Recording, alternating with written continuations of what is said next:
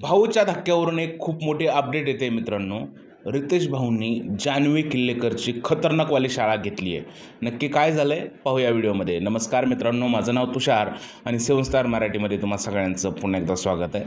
तर मित्रांनो, काय आहे, आज आहे भाऊच्या धक्क्याचं शूटिंग आणि भाऊच्या धक्क्याचं शूटिंग आहे ते साधारणतः 10:30च्या दरम्यान सुरू झालेलं आहे. रितेश भाऊ हे 10:45 वाजता सेटवरती आले होते आणि 10:30 ते 11:45च्या दरम्यान याचं शूटिंग स्टार्ट झालेलं आहे.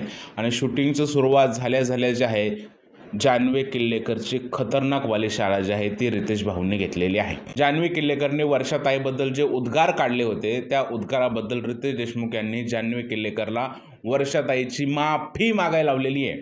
त्याचबरोबर रितेश भाऊंनी जे आहे ते जान्हवी किल्लेकरची असभ्य जी भाषा आहे त्या भाषेचा सुद्धा चांगला समाचार घेतला आहे. म्हणजे मॅडमचा पूर्ण आवाजच बंद करून टाकला आहे रितेश भाऊंनी.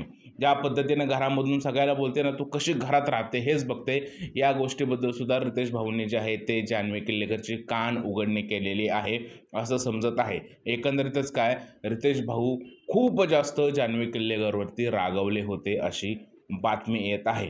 आता नक्की त्यांच्यामध्ये काय संवाद झाला आहे, काय गोष्टी झाल्या आहेत हे आपल्याला एपिसोडच्या टेलिकास्टला समजेल.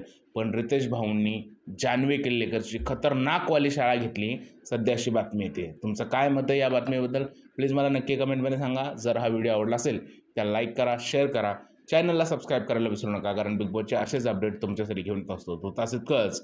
भारत माता की जय.